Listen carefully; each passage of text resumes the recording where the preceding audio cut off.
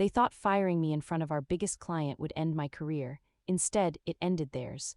What happened in that conference room at exactly 10:04 a.m. didn't just cost me my job, it cost them everything. This is the story of how corporate arrogance met professional reality, and why you should never humiliate someone who built the very relationships keeping your company alive. My name is Victoria Chen, and until 10:04 a.m. on a Tuesday morning, I was the senior account executive who had never lost a major deal. 42 years old, 15 years at Sterling Dynamics, and a track record that made competitors offer me six-figure signing bonuses just to switch sides. I had cultivated relationships that took years to build, earned trust that couldn't be bought, and developed a reputation for delivering impossible results. But reputation, I was about to learn, means nothing when politics decides your fate. The story begins 6 months earlier when Sterling Dynamics landed the opportunity of a lifetime. Meridian Global Corporation, a Fortune 100 manufacturing giant, was looking to overhaul their entire supply chain management system. The contract was worth $72 million over 3 years, enough to transform Sterling from a mid-tier consulting firm into a major industry player. When CEO Marcus Sterling announced the opportunity during our quarterly all-hands meeting, the energy in the room was electric. This wasn't just another client, this was the client that would define our company's future. Marcus scanned the room with his trademark intensity, his silver hair catching the conference room lights. "This pitch will require our absolute best," he declared, his voice carrying the weight of expectation. "I'm assigning Victoria Chen as lead account executive. Her expertise in enterprise solutions and track record with complex implementations make her the obvious choice." I felt every eye in the room turn to me. Pride swelled in my chest, not just for being selected, but for being selected publicly in front of the entire company. After 15 years of grinding through smaller accounts and proving myself repeatedly, this was my moment to shine on the biggest stage possible. That pride lasted exactly 4 weeks. The first sign of trouble came during a routine strategy meeting. I was presenting my initial client analysis when our VP of Business Development, James Morrison, interrupted with a suggestion that made my blood run cold. "Victoria, excellent work as always," he said, his tone carrying false praise that immediately put me on guard. "But I've been thinking, maybe we should bring in some additional support for this pitch." Fresh eyes, new perspectives. I kept my expression neutral despite the warning bells in my head. Additional support in corporate speak usually meant one thing: they were planning to sideline me. "What kind of support?" I asked carefully. "Well, I've been impressed with Derek Hampton's energy in the junior ranks. Harvard MBA, sharp analytical mind, really understands modern business dynamics. I think having him co-lead this pitch could bring valuable insights." Derek Hampton, 28 years old, 18 months with the company, and exactly the kind of polished, confident presentation style that executives loved. He had the Harvard pedigree, the startup experience, and most importantly, he spoke the language of disruption and innovation that made board members feel sophisticated. What he didn't have was experience, real, earned through failure, battle-tested experience. He'd never lost a deal because of a single misunderstood client requirement. He'd never saved a collapsing negotiation with relationship capital built over years of consistent delivery. He'd never stared down a room full of skeptical executives and convinced them to bet their company's future on your recommendation. But in the world of corporate politics, pedigree often mattered more than performance. "James," I said, keeping my voice measured, "I appreciate the suggestion, but Meridian specifically requested me based on the Westfield implementation. They want continuity and proven experience." That was true. Meridian's chief operating officer, Elena Rodriguez, had specifically mentioned my work on the Westfield project during our initial call. It had been a nightmare engagement, 6 months of technical disasters, budget overruns, and client frustration, but I'd navigated every crisis and delivered a solution that exceeded their expectations. Elena remembered that kind of performance. Of course, James nodded, but his smile didn't reach his eyes, just something to consider as we move forward. I should have seen the writing on the wall then. Should have recognized the subtle shift in dynamics, the way conversations quieted when I walked into rooms, the sudden increase in informal strategy sessions that I wasn't invited to. But I was too focused on the work, too committed to delivering the perfect pitch for Meridian. The next 8 weeks were a masterclass in preparation.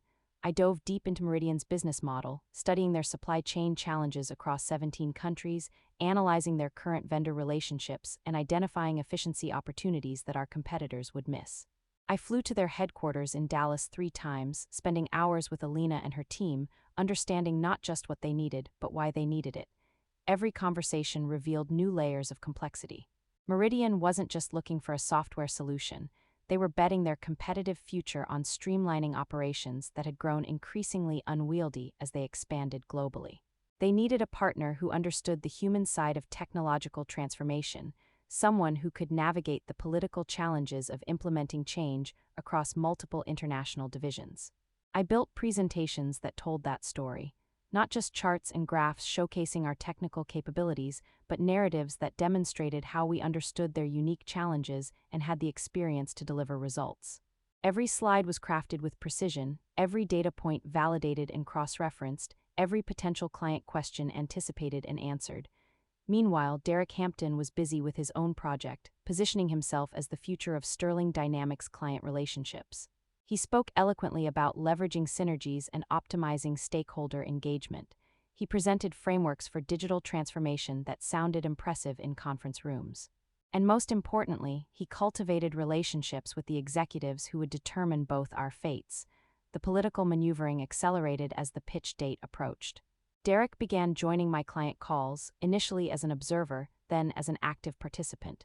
James Morrison started including him in strategic discussions that had previously been my domain.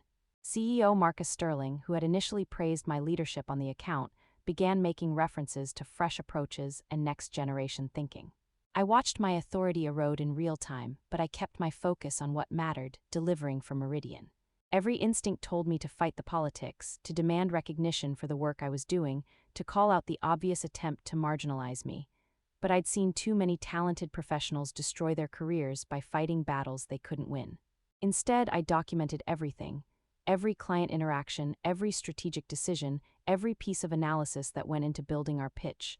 If they wanted to push me aside after I delivered the win, fine. But they weren't going to erase my contribution to this success.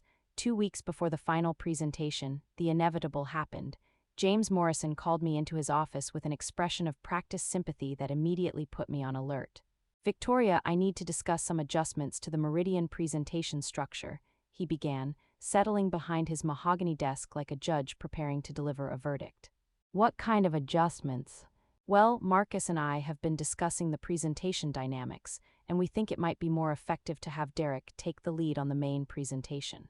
You've done incredible work on the research and preparation, really foundational stuff, but Derek has a communication style that might resonate better with C-level executives." The words hit like a physical blow, but I kept my expression neutral. 15 years of corporate survival had taught me to never show weakness when the sharks were circling. "James, with respect, Alina Rodriguez specifically requested me for this presentation. She's been working with me for 3 months. Changing the lead presenter 2 weeks before the pitch could damage our credibility." "I understand your concern," he replied, his tone suggesting he understood nothing at all. "But Alina will still have you there for technical questions and detailed implementation discussion. Derek will handle the strategic vision and high-level business case." In other words, Derek would get credit for the win, while I'd be relegated to answering footnote questions about database architecture and integration timelines. The classic corporate maneuver: use someone's expertise to win, then minimize their visibility when claiming victory. "This is a mistake," I said simply. "It's a decision," James corrected, "and one that's been made at the highest levels. I know this is disappointing, but I need you to be a team player here." Team player, the phrase that every competent professional learns to hate, because it's never used when asking incompetent people to step aside. It's only deployed when asking capable people to accept diminished roles for the benefit of those with better politics. I nodded and left his office, my mind already shifting into crisis management mode. I had 10 days to prepare for a presentation where I'd watched Derek Hampton take credit for 3 months of my work. 10 days to smile and support a strategy that would sideline me at the most critical moment of my career. Or so I thought. The real crisis began on Monday morning, 48 hours before the Meridian presentation. I arrived at the office to find my access badge wasn't working. Not unusual, our security system was notoriously glitchy, so I called it for a reset. That's when I learned that my access had been temporarily suspended pending review of role assignments. A cold dread settled in my stomach as I made my way to James Morrison's office. His assistant, Sarah, looked uncomfortable as she announced my arrival. "Victoria," James said, not looking up from his computer. "Come in, close the door." I sat across from him, noting the formal distance he'd created. No friendly small talk, no coffee offered. This was an execution, not a conversation. "I'll get straight to the point," he began. "There have been some concerns raised about your attitude regarding the Meridian presentation restructuring. Questions about whether you're fully committed to the team approach we've implemented." "What concerns?" "Reports that you've been undermining Derek's leadership, expressing doubts about the strategic direction, and generally failing to embrace the collaborative spirit this project requires." I stared at him, genuinely speechless. In 3 months of preparation, I'd been nothing but professional. I'd supported every decision, attended every meeting, and delivered every piece of analysis requested. The accusation was so far from reality that I couldn't immediately formulate a response. "James, that's simply not true. I've been completely supportive. I have it on good authority that you told Alina Rodriguez you disagreed with our presentation approach. That you undermined confidence in Derek's capabilities during a client call last week." Now I understood. Derek hadn't just positioned himself as my replacement, he'd actively worked to eliminate me entirely. The client call he referenced had been a routine check-in where Alina asked about our preparation timeline. I'd mentioned that Derek was still getting up to speed on some technical details, which was simply factual. But in the right context, that could be spun as undermining. "I think there's been a misunderstanding. Victoria, I'm going to be direct. Your employment with Sterling Dynamics is being terminated, effective immediately. We'll provide a generous severance package, and we're willing to give positive references for future opportunities, but we need you to clear out your office this morning." The words hung in the air like smoke from an explosion. 15 years of perfect performance reviews, countless successful implementations, relationships built through years of dedication, all of it dismissed with corporate euphemisms and empty promises of positive references. "You're firing me 2 days before the biggest presentation of the year, a presentation I've been preparing for 3 months. We're making a strategic personnel decision based on what's best for the client relationship and the company's future." I felt something cold and sharp crystallize in my chest. Not anger, anger was too hot, too immediate. This was something more calculated, more precise. They thought they could steal my work, destroy my reputation, and discard me like outdated software. They were about to learn exactly how wrong they were. "I'll need to collect my files and transition materials." "That won't be necessary. Derek has been fully briefed on all project details. We'll handle any client transition needs internally." Of course they would. Derek had probably been receiving copies of my work for weeks, learning from my analysis while simultaneously undermining my position. It was a masterpiece of corporate backstabbing. Use my expertise to prepare for the presentation, then eliminate me before I could receive any credit. "Security will escort you to your office to collect personal items," James continued. "We appreciate your contributions to Sterling Dynamics and wish you the best in your future endeavors." The meeting was over, 15 years reduced to 5 minutes of corporate speak and false sympathy. As I walked toward my office with a security guard trailing behind, I felt the eyes of every colleague tracking my movement. Some looked sympathetic, others seemed relieved it wasn't them, but all of them understood the message being sent. This is what happens when you become inconvenient. My office had been my sanctuary for 5 years. Family photos on the desk, industry awards on the wall, and 3 monitors displaying the Meridian project files I'd spent months perfecting. Everything I'd built at Sterling Dynamics was contained in this space, and now I had 15 minutes to reduce it to a box of personal belongings. I packed methodically, my mind already racing through implications and possibilities. They thought they'd neutralized me, but they'd made a critical error. They'd assumed that removing me from the building would remove me from the equation entirely. But I'd spent 3 months building a relationship with Alina Rodriguez. Not on behalf of Sterling Dynamics, but as Victoria Chen, the professional who understood her challenges and had earned her trust. That relationship didn't belong to Sterling, it belonged to me. As I collected my files, I made sure to grab something Derek Hampton had no access to: Alina's direct contact information, including her personal cell phone number she'd given me for emergency consultation during the implementation phase. It was perfectly legal information, contact details for a professional relationship I'd cultivated through my own efforts. The security guard waited patiently as I finished packing, probably assuming this was just another routine termination. He had no idea he was watching the first act of Sterling Dynamics' corporate nightmare. "All set?" he asked as I zipped my laptop bag closed. "All set," I confirmed, taking one last look around the office where I'd built relationships worth millions of dollars.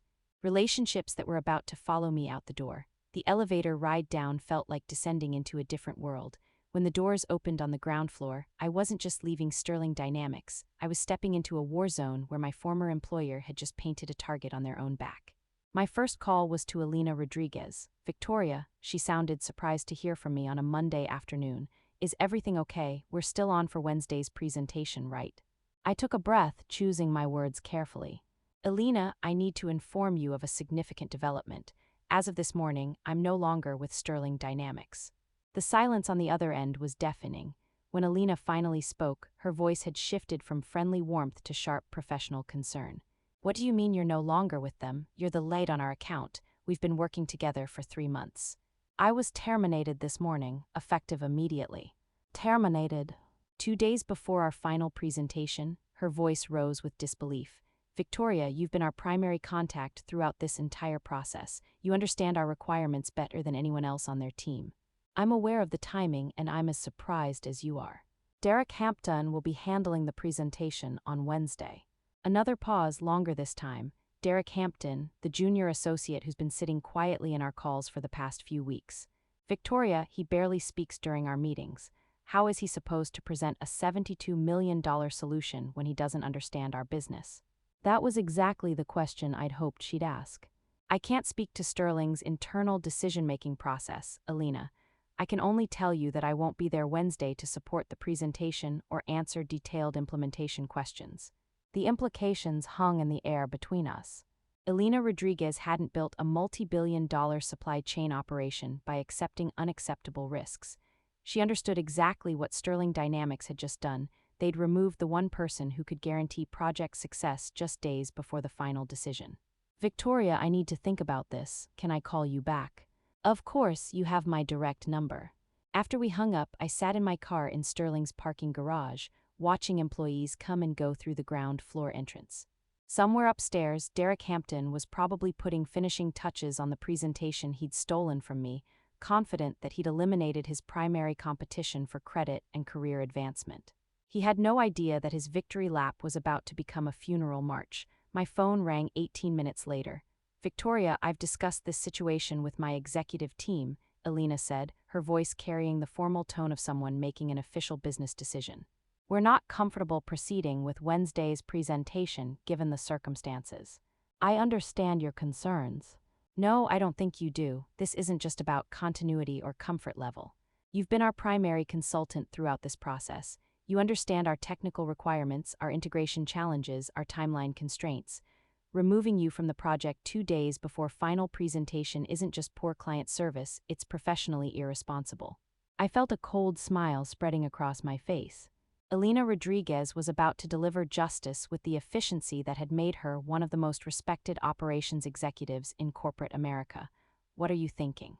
"I'm thinking that a company that makes arbitrary personnel decisions affecting major client relationships probably isn't the right partner for a $72 million strategic initiative." The words hit like a hammer blow to the chest. Not just because of their immediate implications, but because I knew Alina well enough to recognize that this wasn't an emotional response. This was a calculated business decision based on Sterling's demonstrated inability to maintain professional standards during critical project phases. "Alina, that's certainly your prerogative. I'll be calling Marcus Sterling directly to cancel Wednesday's presentation. We'll be reopening our vendor selection process and considering other options." "Other options?" In consulting speak, that meant Sterling Dynamics was dead. When a Fortune 100 company canceled a final presentation and reopened vendor selection, word spread through the industry like wildfire. Other firms would smell blood in the water and circle like sharks, offering better terms and more stable project management. Sterling wouldn't just lose the Meridian deal, they'd become a cautionary tale about the importance of client relationship management. "I appreciate you calling to inform me personally," I said. "It's been a pleasure working with you, regardless of the circumstances." "Victoria, before we end this conversation, I have a question. Are you planning to remain in consulting?" My pulse quickened. I'm exploring my options. I'd like to continue our conversation, perhaps over dinner this week, away from the current circumstances. "Would you be interested?" The offer was clear without being explicitly stated. Alina Rodriguez had just terminated Sterling's biggest opportunity, and now she was suggesting we discuss future possibilities. possibilities that might include bringing my expertise to whatever solution she ultimately chose. I'd be very interested, I said. Excellent, I'll have my assistant reach out to schedule something. After we hung up, I sat in my car feeling something I hadn't experienced in months. Complete professional validation. Elena Rodriguez, one of the most demanding executives I'd ever worked with, had just chosen my expertise over Sterling Dynamics' entire corporate structure. They'd fired me to eliminate a threat to Derek Hampton's career advancement. Instead, they'd eliminated their own future. My phone buzzed with a text from my former colleague Janet, still inside the building. Emergency all-hands meeting called for 4 p.m. Something big is happening. I checked the time, 3:47 p.m. Perfect timing. Somewhere upstairs, Marcus Sterling was about to learn that corporate politics had just cost his company $72 million and its reputation. Derek Hampton was about to discover that stealing someone's work is only profitable if you can actually deliver on the promises they made. And James Morrison was about to explain to the board of directors how his personnel decision had destroyed the biggest opportunity in company history. I started my car and drove away from Sterling Dynamics for the last time, leaving behind 15 years of loyalty that had been rewarded with betrayal. But I wasn't driving toward unemployment or uncertainty. I was driving toward a dinner meeting that would define the next phase of my career, armed with the knowledge that competence always defeats politics, and client relationships built on trust can't be transferred through corporate reorganization. They'd fired me at 10:04 a.m. to eliminate a threat. By 4:00 p.m., they'd eliminated themselves. The emergency all-hands meeting at Sterling Dynamics was exactly the kind of corporate theater I'd witnessed countless times before, but never as the starring villain. Janet texted me updates throughout the afternoon as Marcus Sterling attempted damage control in real time. Marcus looks like he's aged 10 years, she wrote. Keep talking about miscommunication and strategic realignment. Derek's sitting in the front row looking like he's going to throw up. I could picture the scene perfectly. The conference room packed with employees sensing crisis but not understanding its scope. Marcus at the podium, his usual commanding presence undermined by the devastating phone call he'd received from Elena Rodriguez.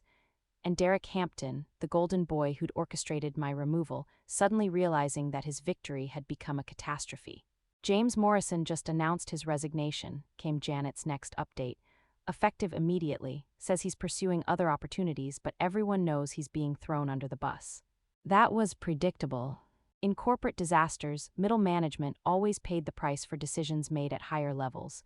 James had been the face of my termination, so he'd become the scapegoat for its consequences. Marcus Sterling would survive by claiming he'd been misled about the client relationship dynamics. The beautiful irony was that they were all telling themselves this was about miscommunication or strategic mistakes. None of them wanted to confront the obvious truth. They destroyed their company's future because they couldn't tolerate a woman with more expertise than their chosen successor. Elena's dinner invitation came through that evening, Thursday night at Meridian's corporate dining facility. The venue choice was significant, not a neutral restaurant where we might run into industry contacts, but a private space where we could discuss confidential business matters without concern for surveillance or speculation. I arrived at Meridian's headquarters building feeling like a different person than the woman who'd been escorted out of Sterling Dynamics 3 days earlier. Same navy suit, same professional demeanor, but internally I'd shifted from defensive survival mode to offensive opportunity assessment. Elena met me in the executive lobby, her greeting warm but purposeful. She'd changed from her usual business attire into something more casual, designer slacks and a silk blouse that suggested this was indeed a personal conversation rather than a formal business meeting. Victoria, thank you for joining me on such short notice. Thank you for the invitation. I imagine this has been a challenging week for you as well. She smiled wryly as we walked toward the private dining room. Challenging is one word for it, enlightening might be more accurate. The executive dining facility was exactly what I'd expected, understated elegance designed to impress without ostentation. Floor-to-ceiling windows offered views of the Dallas skyline, while the private dining room itself was appointed with furniture that whispered rather than shouted about Meridian's success. We settled into leather chairs across from each other, and Elena got straight to the point. I want to understand what really happened at Sterling Dynamics. The official story doesn't make sense from a business perspective. I considered my response carefully. The temptation was to unload months of frustration about corporate politics and stolen credit, but Elena was a sophisticated executive who would see through emotional arguments. She wanted facts, analysis, and strategic insight. The official story is that they restructured the presentation team to optimize client engagement, I said. The practical reality is that Derek Hampton positioned himself to take credit for my work, and James Morrison supported him because he represents the demographic they want to promote. Elena leaned back, her expression thoughtful. Demographics? Harvard MBA, startup experience, the kind of polished presentation style that looks good in board meetings. The fact that he didn't understand your business requirements was considered a manageable risk. Until they fired the person who did understand our requirements. Exactly. She was quiet for a moment, processing the implications. When she spoke again, her voice carried the edge of someone who'd been personally insulted by professional incompetence. Victoria, I've been in operations management for 20 years. I've seen every kind of consulting firm, every type of account manager, every variety of corporate politics. But I've never seen a company sabotage a $72 million relationship to advance one employee's career. It happens more often than you'd think. It's just usually not quite so visible. Well, it was certainly visible this week. The entire industry knows about Sterling's implosion. My phone hasn't stopped ringing with firms wanting to discuss our vendor requirements. This was the opening I'd been waiting for. Have any of the conversations been promising? Elena smiled, a few, but here's what's interesting. Every firm that's reached out has emphasized the importance of relationship continuity and project expertise. It's as if the entire consulting industry learned a lesson from Sterling's mistake. What kind of lesson? That client relationships belong to the professional who built them, not the company that employs them. The statement hung in the air between us, loaded with possibility. Elena Rodriguez wasn't just making conversation, she was conducting a job interview disguised as a dinner discussion. Several firms have specifically asked about bringing you onto their teams for a Meridian engagement, she continued. Apparently your reputation in the industry extends beyond Sterling Dynamics. My pulse quickened. What firms? McKinsey called yesterday, so did Deloitte and Accenture. All three mentioned that they'd be very interested in discussing partnership opportunities if you were available for a Meridian project. The revelation was staggering. In 3 days, I'd gone from terminated employee to hot commodity, with the biggest names in consulting competing for access to my client relationships. Sterling's attempt to eliminate me had actually increased my market value exponentially. That's flattering, but I'm more interested in your perspective. What kind of partner do you want for this transformation? Elena's expression became more focused, shifting from casual conversation to strategic planning mode. I want someone who understands that this isn't just about technology implementation. This is about changing how a $50 billion company operates across 17 countries. I need a partner who can navigate the political complexities of that kind of transformation, someone who's earned the trust to challenge our assumptions when necessary. That's exactly the kind of project I've spent 15 years preparing for. I know. That's why I wanted to have this conversation. She reached into her briefcase and pulled out a folder, sliding it across the table. Inside was a contract proposal that made my breath catch. Meridian Global Corporation is prepared to offer you a direct consulting arrangement. 18-month engagement, full transformation leadership, complete project authority. The compensation structure includes both fixed fees and performance bonuses tied to measurable efficiency improvements. The numbers at the bottom of the proposal were more than I'd made in 3 years at Sterling Dynamics. But more important than the money was the title, Senior Transformation Consultant, reporting directly to the COO. Elena, this is incredibly generous, but I have to ask, are you sure about working with someone who just went through a very public termination? She laughed, genuine and warm. Victoria, you were terminated for refusing to let someone steal credit for your work. In my book, that's a mark of integrity, not a career liability. What about the industry perception? Working with someone Sterling fired might reflect poorly on Meridian. The industry perception is that Sterling Dynamics made the stupidest personnel decision in consulting history. Every executive I've spoken with this week has asked the same question. How could they fire their best consultant 2 days before a $72 million presentation? I stared at the contract, feeling the weight of possibility and vindication. This wasn't just a job offer, it was complete professional validation. Elena Rodriguez had chosen to bet Meridian's transformation on my expertise, independent of any corporate affiliation. There's one more thing, Elena said. I want you to know that Sterling Dynamics reached out again this morning. Marcus Sterling called personally to apologize for the internal miscommunication and request another opportunity to present. What did you tell him? I told him that Meridian doesn't work with companies that fire their best people for political reasons. I also mentioned that we'd found a more suitable consultant for our requirements. The satisfaction that washed over me was pure and complete.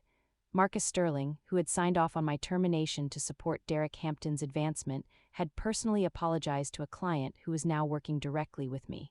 Alina, I accept your offer. When do we start? Monday, I'll have contracts finalized by Friday, and we can begin with a comprehensive assessment of our current state operations. We spent the next hour discussing project scope, methodology, and success metrics. It was the kind of strategic conversation I'd been craving throughout my time at Sterling: detailed, sophisticated, focused on outcomes rather than politics. As dinner concluded, Alina made one final observation that crystallized everything I'd experienced over the past week.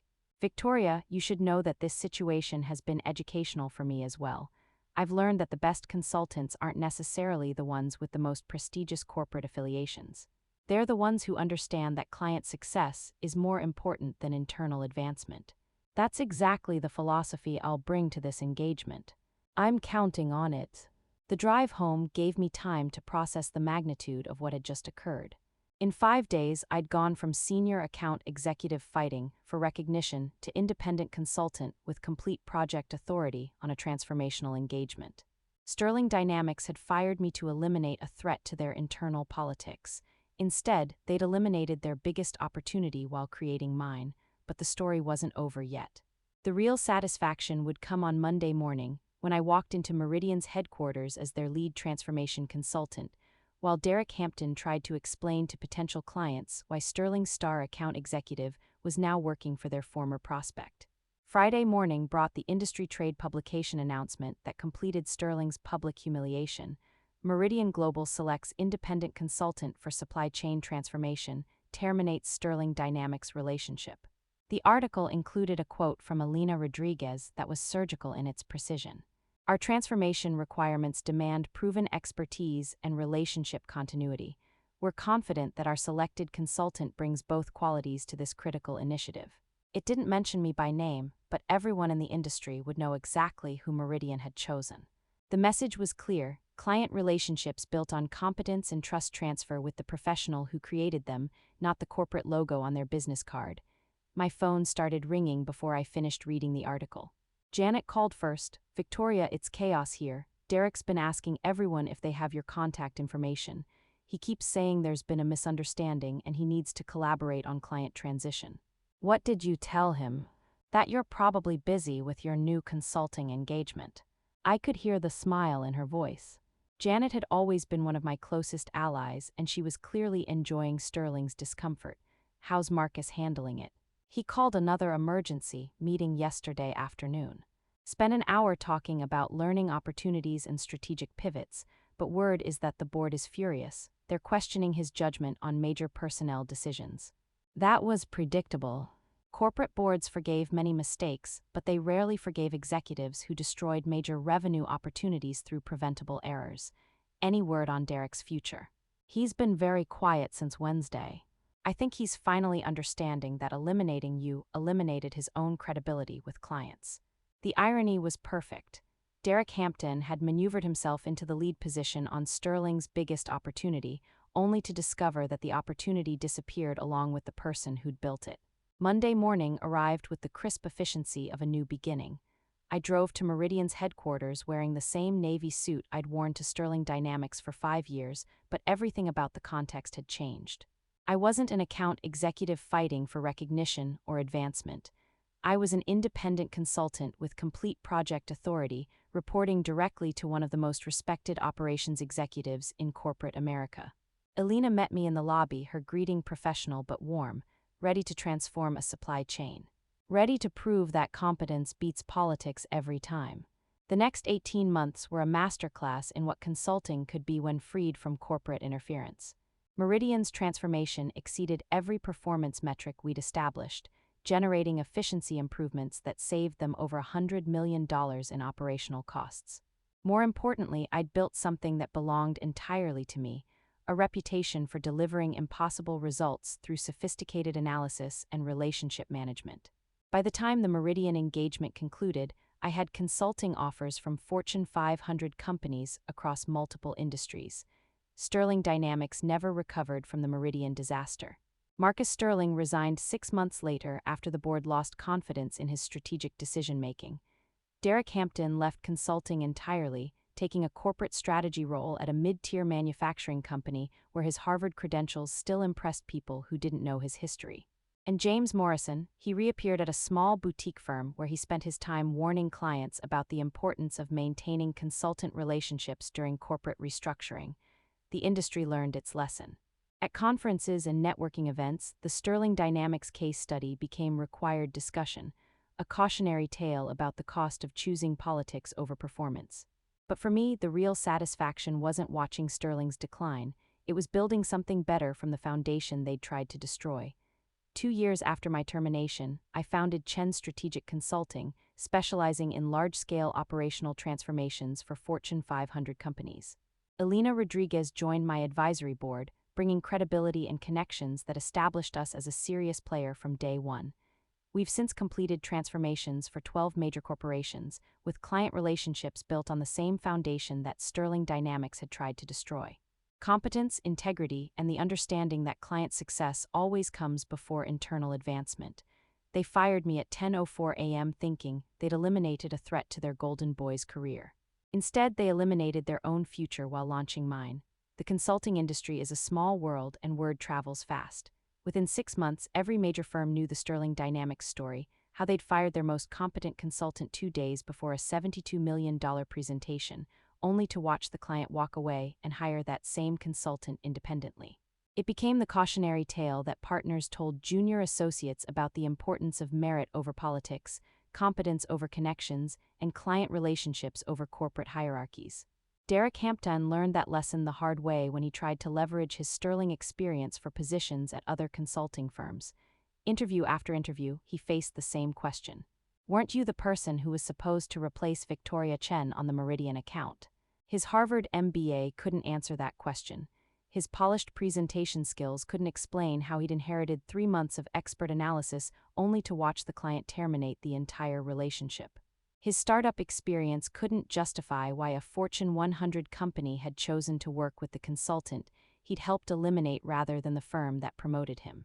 Marcus Sterling discovered that corporate reputation, once damaged, is nearly impossible to repair. Prospective clients would research Sterling Dynamics and find articles about the Meridian disaster, complete with industry analysis about the importance of relationship continuity in major consulting engagements.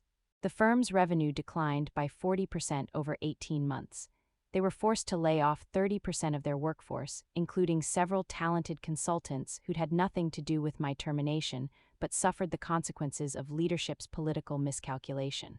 James Morrison found that his resignation from Sterling didn't erase his role in the disaster. When he interviewed for VP positions at other firms, reference checks revealed his decision-making process in eliminating their star performer days before a critical presentation.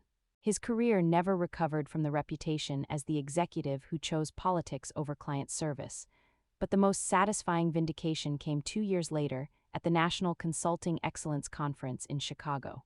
I was presenting a case study on the Meridian transformation when I noticed a familiar face in the audience. Derek Hampton, looking older and less confident than the polished Harvard MBA who'd maneuvered me out of Sterling Dynamics. During the Q&A session, he raised his hand. Ms. Chen, you mentioned the importance of relationship continuity in large-scale transformations. How do you maintain that continuity when consulting teams change? The question was loaded with personal history, and everyone in the room who knew the Sterling story understood its subtext. This was Derek Hampton asking the woman whose career he'd tried to destroy how to avoid the mistakes that had destroyed his own prospects. Relationship continuity isn't about consulting teams, I replied, looking directly at him. It's about trust, competence, and the client's confidence that their consultant will prioritize project success over personal advancement. When those elements are present, continuity maintains itself regardless of corporate changes. The room was silent. Derek nodded slowly and didn't ask any follow-up questions. After my presentation, Elena Rodriguez, who joined me as a co-presenter, made an observation that crystallized everything I'd learned from the Sterling experience. The consulting industry talks a lot about client service and relationship management, she said to the audience. But Victoria's case study demonstrates something more fundamental, that clients ultimately choose to work with professionals they trust, not corporate brands they recognize. That evening, at the conference networking reception, I was approached by a young consultant from a major firm. She couldn't have been more than 26, probably 2 years out of business school, with the eager intensity of someone building her first client relationships. "Miss Chen, I wanted to thank you for your presentation today. I'm curious, do you have any advice for junior consultants trying to build genuine client relationships in an environment where politics sometimes seems more important than performance?" It was exactly the question I'd wished someone had asked me 15 years earlier, when I was starting my career at Sterling Dynamics with idealistic beliefs about meritocracy and professional advancement. "Document everything," I told her. "Build relationships based on competence and integrity, and remember that the strongest foundation for any career is work that speaks for itself, regardless of who tries to claim credit for it. What if senior people try to take credit for your work? Let them. But make sure you have evidence of your contributions and never stop building direct relationships with clients. Politics can transfer credit, but competence creates opportunities that politics can't touch."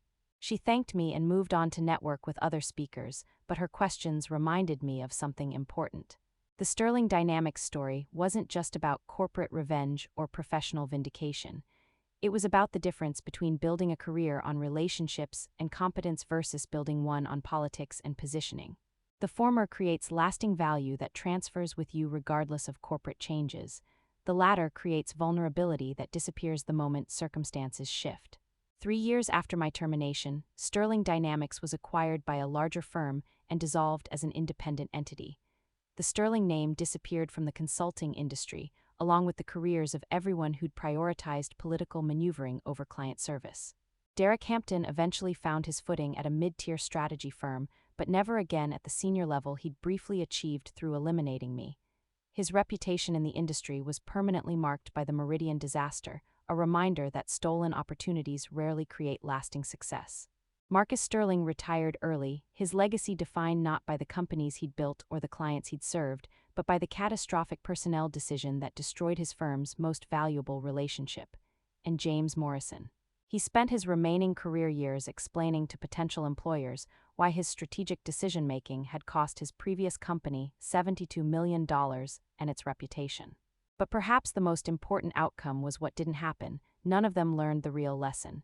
In interviews and industry discussions, they continued to frame the Sterling collapse as a communication failure or strategic miscalculation. They never acknowledged that they'd prioritized gender and pedigree over competence and performance. They never admitted that they'd tried to steal credit from the person who'd built their most valuable client relationship. Their inability to confront those truths ensured that their careers never recovered because they couldn't change behavior they refused to acknowledge. Meanwhile, Chen Strategic Consulting grew into one of the most respected transformation firms in the industry, built on the foundation that Sterling Dynamics had tried to destroy. That client relationships belong to the professionals who create them, that competence ultimately defeats politics, and that integrity in business isn't just morally right, it's strategically superior. Every new consultant I hire hears the Sterling story during orientation, not as a cautionary tale about corporate politics, but as a founding principle of how we operate. We succeed by earning client trust through competence and delivery, not by eliminating internal competition or claiming credit for others' work. The lesson isn't complicated. Treat talented people with respect, reward competence over politics, and remember that in the consulting industry, relationships built on trust and performance transfer with the professional who created them. Sterling Dynamics forgot that lesson at 10:04 a.m. on a Tuesday morning when they fired me mid-presentation preparation. By Thursday evening, when Elena Rodriguez offered me an independent consulting contract, they'd learned why that lesson matters. But by then, it was too late. They'd fired me thinking they were eliminating a threat to Derek Hampton's advancement,